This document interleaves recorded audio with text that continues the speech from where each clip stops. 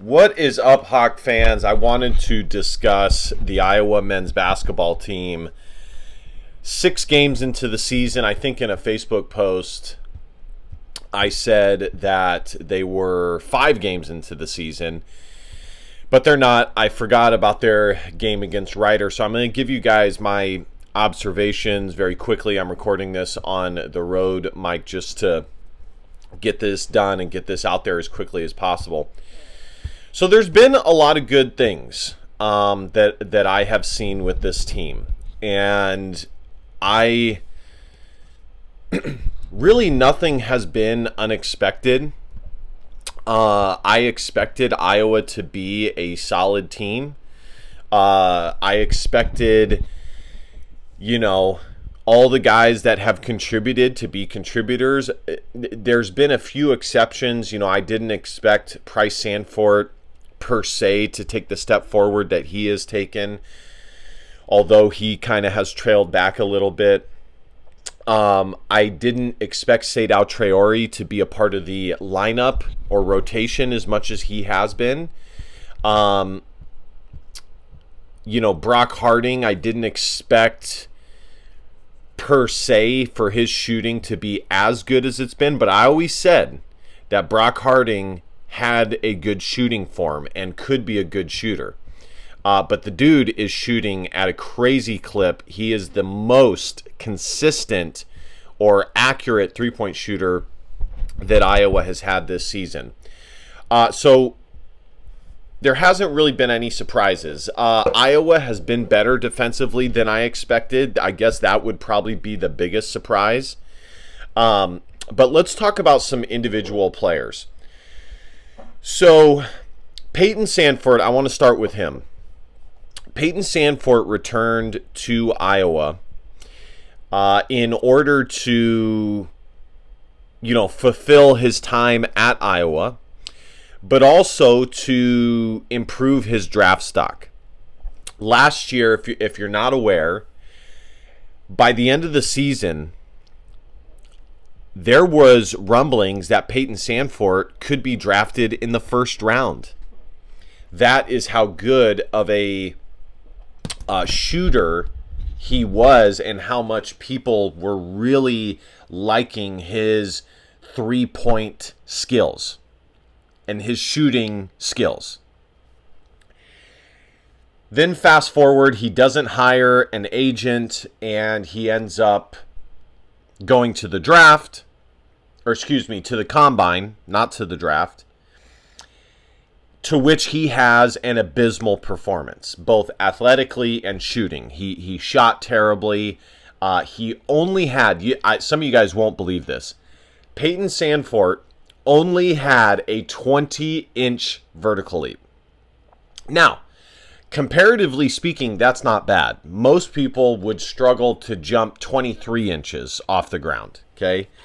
And when I was in high school playing high school ball, I could, at 6'1" with shoes, I could dunk a basketball by having it lobbed in front of the hoop and slam it in, and I could also very easily grab rim. And I had about a 30-inch vertical leap. So it's not bad, but for him to be a Division I basketball player, I would, and especially to have aspirations of being a pro player, it needs to be better. He needs to have at least a 31, 32-inch vertical. And he can improve on it. That's the thing. Is in this day and age, there's so much information out there on how to improve your jumping ability and your explosiveness within reason, because genetics, of course, play a factor. So that number was a little surprising to me. And he decided to come back. I don't think that physically he looks any different. I think he basically, after his sophomore season, we've kind of seen the Payton Sandfort that we have seen and will continue to see. I think he needs to be a little bit bigger. And I don't know if he struggles to put on muscle, but I just don't really see much of a difference between him this year and last year physically. He's about the same size muscle-wise. And so I made a Facebook post about this. Like, can you really imagine Peyton Sandfort guarding LeBron James? Can you really, at this point, can you imagine him guarding Jason Tatum or Keegan Murray, or on a consistent basis? Now, he would never be playing in the NBA at this point on a consistent basis. He would be drafted to be a specialist. The main thing is for Peyton Sandfort at this point in the season, and I'm going to pull up the stats here. At this point in the season, guys, he not only physically do I not really see improvement, I also don't really see improvement from his game. You know, he's still turning the ball over a lot. He is still a very, very streaky shooter that can rattle off 5 in a row just as easily as he can miss 6 in a row. I'm pulling up Iowa basketball stats here, Iowa basketball on my iPad.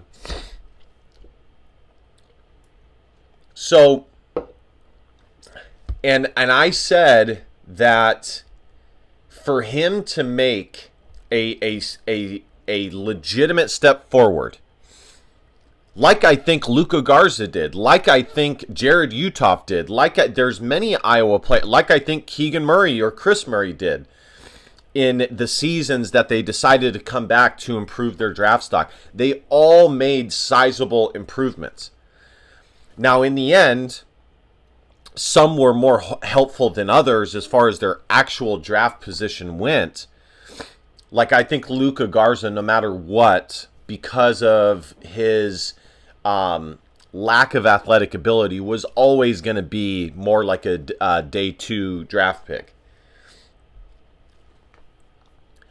But I said he needed to improve in his ball handling, his decision making, his ability to score at all 3 levels, and not be a guy that needs to chuck up 6 to 7 threes a game in order to get 15 or more points.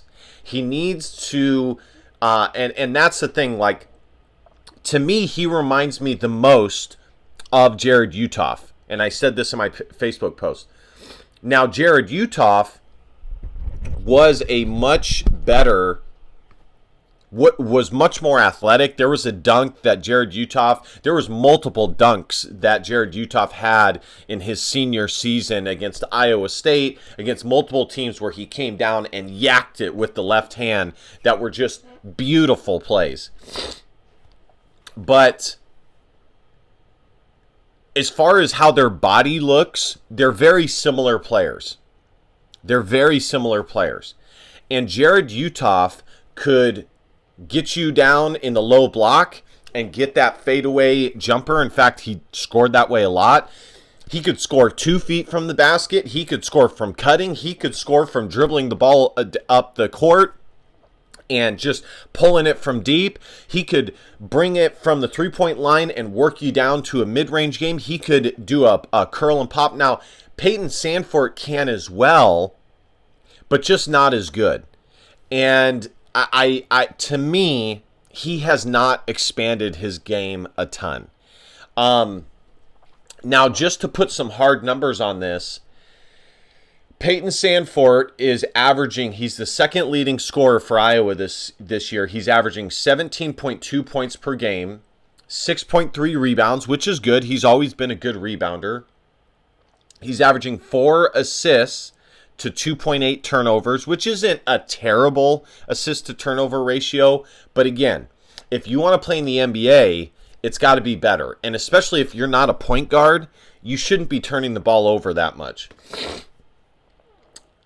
And he is shooting, this is going to shock you guys.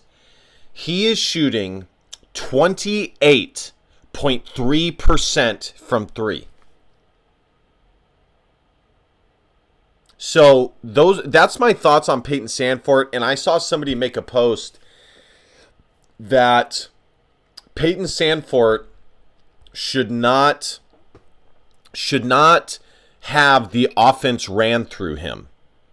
And my comment is, well, Iowa never really has anybody who the offense is ran through specifically, because they have a free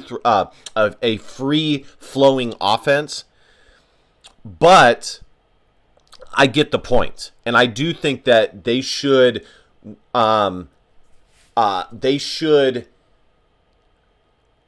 emphasize getting the ball to Owen Freeman and having him do early work and then kind of work off of that, which at times they've done this season. Iowa has done this season. Owen Freeman is averaging 17.6 points per game, 8.8 rebounds, 2.2 blocks a game. I mean, this kid has taken a huge step forward, and he is a legitimate NBA prospect. Somebody made a comment to me that in order for him to be a legit NBA prospect, he needs to get an outside shot. Yes and no. I mean, the thing is he's got good shooting form. So I don't think it'll be hard for him to get that. He just needs to get the confidence. But there's plenty of NBA guys that are not the best shooters that make it to the NBA because they have other attributes. They move really well. They get up and down. They play hard. Owen is a guy that does all the external things really, really good. Okay, he's not Luka Garza where he's uber skilled, like he's the most skilled big man you'll ever see. But still, so I've been very impressed with him. Josh Dix, it's been hit or miss. I am really high on Josh Dix, but he's battled his injury. I think he needs to be more aggressive. He needs to be more aggressive, plain and simple, because he is a much more consistent shooter than Peyton Sandfort is, and Iowa needs to have him be a consistent 10 to 15 point a game scorer, if not more. That's just the bottom line. Brock Harding is averaging 8 points a game. Seydou Traore is averaging 8.3. Pryce Sandfort 9.8. And they've all kind of gone back and forth. Drew Thelwell is averaging 7.8. And he is playing 22.7 minutes a game. Brock Harding is playing 22.8 minutes a game. Lastly, I want to show you guys the KenPom and just kind of give you guys an analysis of Iowa's team report. So a lot of people were very upset with Iowa losing to Utah State. I saw somebody make a comment that it is unacceptable for Iowa to ever lose to a non-Power 4 school. Here's the thing. Basketball is not the same as football. It is much easier for smaller schools to have great basketball programs than a football program, because football teams have so many guys playing. You have to have a super well-rounded and deep team to be good, and usually the bigger schools have that broad speaking talent. Basketball, you could make the NCAA tournament with one NBA quality player. You could make the NCAA tournament with two all-conference performers and some nice role players and good coaching. It's possible. And as a sports official myself and a guy who played at a high level, I know how important coaching is in the sport of basketball.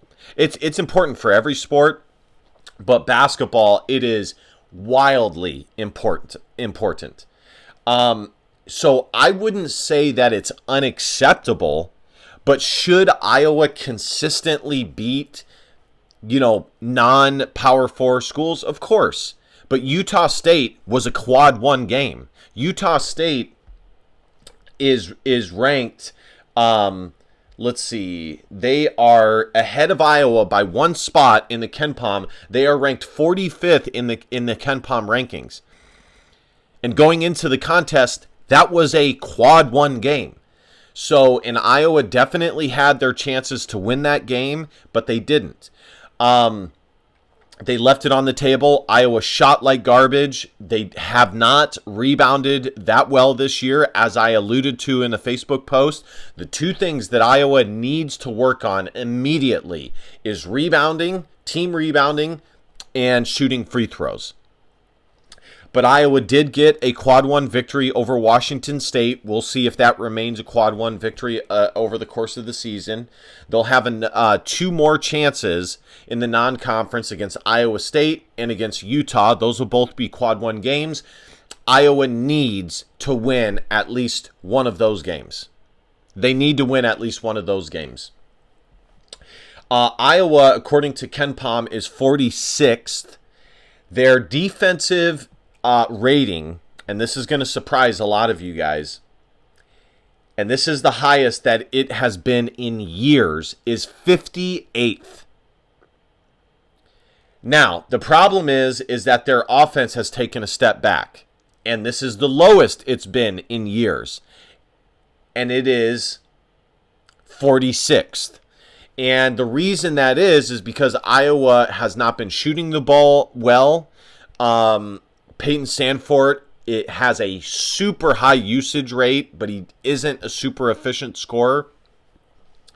So I think the sweet spot for Iowa is having a top 30 offense with a top 70 defense. I think that that's the sweet spot for Iowa, personally. So,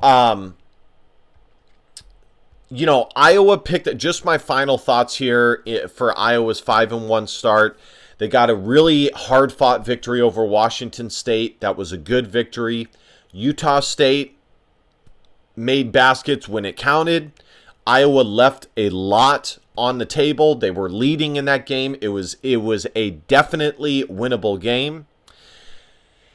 And I said this before the season, Iowa needs, and this is always the case, especially for a team like Iowa, you need to find who your go-to closers are. And I think that they believe, and Fran believes, that it's Fran McCaffery, but I don't think, that Fran McCaffery believes it's Peyton Sandfort, but I don't think it is. I don't believe it's Peyton Sandfort. He can do it every now and again, but the closer needs to be Josh Dix. It needs to be Josh Dix and Owen Freeman going and getting Iowa buckets when they need it. So, and then Utah, just so you guys know, their KenPom ranking is 51st. They are 4-1. So that's pretty much it, guys. I mean, like I said, there's some good things, there's some bad things that need to be fixed. The good news is, though, is that the things that are fixable or that are not the best are fixable. The free throw shooting and the rebounding. Iowa has good shooters. Fran McCaffery always recruits good shooters.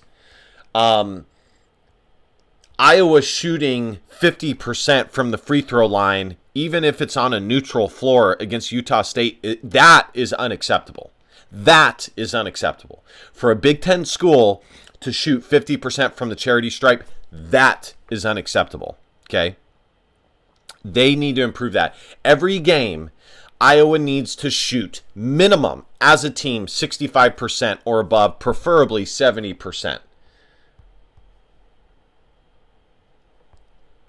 So just looking at their schedule coming up, they will play against USC Upstate. That should be a victory for Iowa. Another cream puff that Iowa is playing. Then they'll have Northwestern and at Michigan.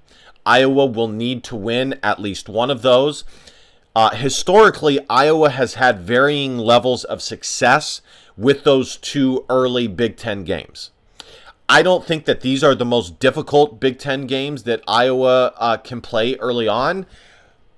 But I honestly, these two games are like that perfect middle ground where it provides Iowa an opportunity to go and pick up two really quality wins early in the season. Honestly, guys. And I believe that they are both winnable games, that Iowa can win both. It's Northwestern at home. That's probably the more winnable game, and Michigan on the road. So Northwestern for the KenPom. Let's see here. So Washington State is 89th in KenPom, and Iowa defeated them. Northwestern is 58th in the KenPom. So it'll probably be a quad 2 game, honestly. I'll have to check and see because at this early in the season, KenPom and net ratings are not always the exact same. And then Michigan is 27th. So that'll likely definitely be a quad 1 game, especially on the road. That'll be a huge opportunity for Iowa early in the season to get a massive early season victory. So just to put this like right now, just to close this video out, Iowa has 1, 2, 3, 4, 5, 6, 7 games before they enter like officially the remaining games being Big Ten games starting at Wisconsin. I think that Iowa should go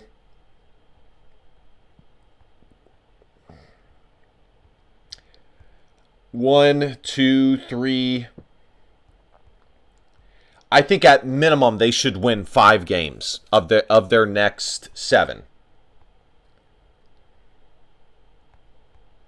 They should minimum win 5 games. I think of Utah and Iowa State, they should win at least one of those games. I think against Utah, although the game against Iowa State is at home, again, that'll be another huge opportunity for Iowa to get a big early season victory.